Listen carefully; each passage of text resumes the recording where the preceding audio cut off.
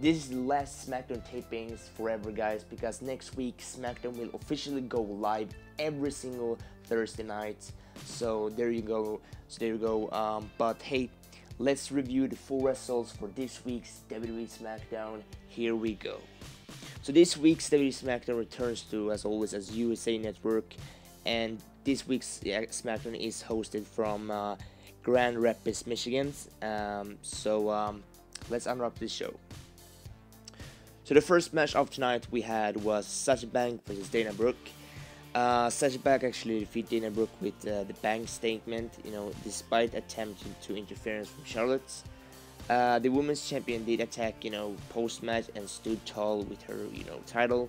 So basically what this means is after, Sasha Banks had won the match, Charlotte came in to, attack, Sasha Banks to stand in front of her and, raise the title to look strong for her title match at Battleground.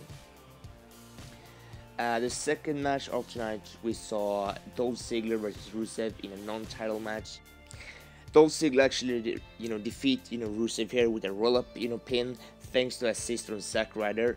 After the match, Rusev was so, angry at Zack Ryder, and he kind of freaked out after the loss. So he was kind of, running out to the backstage to trying to find out Zack Ryder, but he was nowhere to be found. So it was a cool, interesting match. And our third match for tonight, we saw the phenomenal one, AJ Styles and Karl Anderson versus Enzo Amore and Colin Cassidy. AJ Styles and Karl Anderson actually defeated Enzo Amore and Cass with Enzo tapping to the calf crusher. After the match, it looks like Enzo was kind of limping on his feet to basically sell that he got his injury from AJ Styles, which is not a legitimate injury. It's just selling it to make it look better and to the feud. And the match looks very good. Because you have AJ Styles, you have Karl Anderson, Enzo Amore, and Colin Cassidy. Well, how can you fuck up that match? So I thought that match was very good. And the fourth match of this show, we saw Kalisto versus Tyler Breeze. And basically, this show was just a random match to kind of put in to fill up the spots. The weird part of this match is that Kalisto actually picked up a win against Tyler Breeze. Which I think is kind of fucked up, because I'd rather see Tyler Breeze getting wins rather than seeing Kalisto getting wins. Because WWE has fucked up Tyler Breeze's career right now, because he's been putting in a tag team with Fandango, which I think is kind of funny sometimes, but it is kind of stupid to put a talented guy as Tyler Breeze, who just basically made his main roster debut to the roster to kind of win some titles, but then he puts in a fucking lamest tag team as ever, and the storyline is kind of shit, and his further career is not leading into anything good. So I think this is kind of strange by WWE to make Kalisto win over Tyler Breeze, because all that that match really do is that they make Tyler Breeze looks weaker, which I think is completely fucked up. But anyway, it is what it is. So after that lamest match, we saw Miz TV returns, and his guest for tonight was Darren Young and of course Bob Backlund. On the show, Miz put Backlund over with a video package just to run on that future no career highlight for Young. They all argued, and eventually the Intercontinental champion left with Maryse. This was an okay segment, I guess. I'm not really too happy about Darren Young's progress so far. His win on Monday Night Raw when he won the Battle Royal looks kind of weak, because basically on that Battle Royal that he had on Raw, he basically didn't do nothing. He was kind of typical Santino Morella. You know what I mean? You're in the match, you stay kind of quiet, you look kind of knocked out, then eventually you eliminate one guy and then you win. That's basically what Darren Young did. He didn't do that much to think to get people's like how should I say, he didn't do as I thought he would do. So I think that was kind of weird. Now after that we saw another backstage segment. This time the backstage segment featuring Charlotte and Dana Brooke telling Sasha Banks that she has to find a tag team partner for the match against them at Battleground. So basically this confirms that Sasha Banks will face both Charlotte and Dana Brooke in a tag team match, which I'm okay with, because this means that we can have a title match at SummerSlam, which can be one-on-one. So Charlotte can face Sasha Banks one-on-one in SummerSlam for the women's title. However, I'm not sure on who will be Sasha Banks' partner. I don't think it's gonna be Becky Lynch, because she has actually have a match against Natalia. So why the fuck she's gonna have two matches? But we have seen that many times over, that the same guy that had the same person that had the same matches can actually have another one, which I think might work, but it's kind of stupid when you think about it. But we have to see and wait to Battleground to see who's gonna be their partner.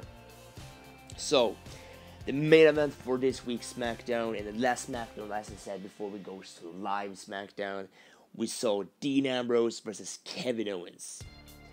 We saw the WWE Champion Dean Ambrose, the Lunatic Friends, versus Kevin freaking Owens. And of course, Dean Ambrose actually defeated Kevin Owens via disqualification shortly into the match when Seth Rollins interfered. Sami Zayn made his way out, and naturally that led to a tag team match that we saw Rollins and Owens versus Ambrose and Zayn in the main event.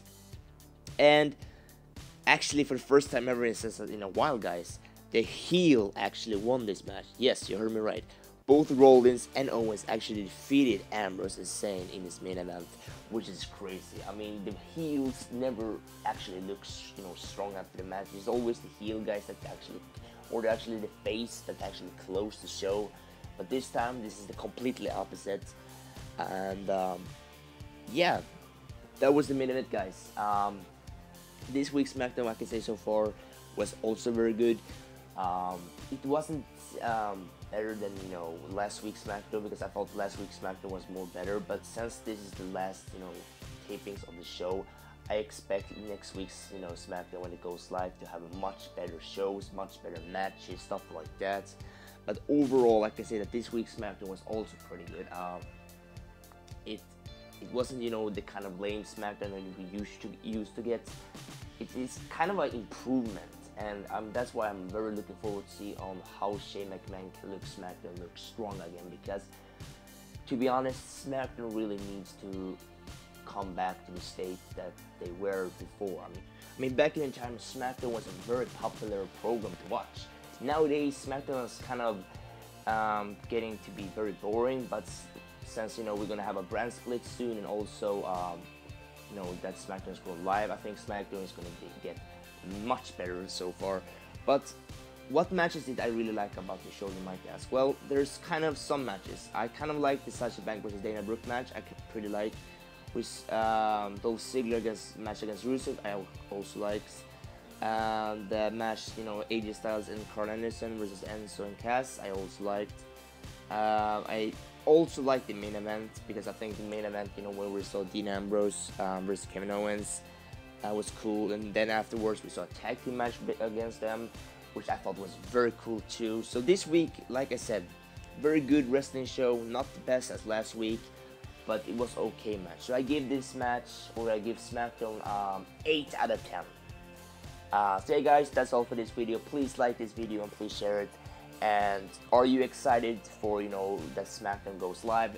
Personally, I am, because it's kind of, when you have the full tapings already leaked out, or I can't say leaked out but when you have the full results before you can actually watch the show, it makes people not interested in, because they have already watched the spoilers and full results. So that's why they kind of don't want to tune in, because they know what's going to happen.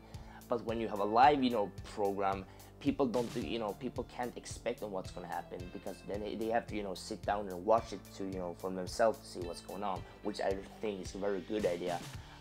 So I'm very pumped to see how SmackDown will be next week. But anyway, guys, that's all for me. Please like this video, please share it, and yeah, hope you have a fantastic day, and as always, see you next video. Peace.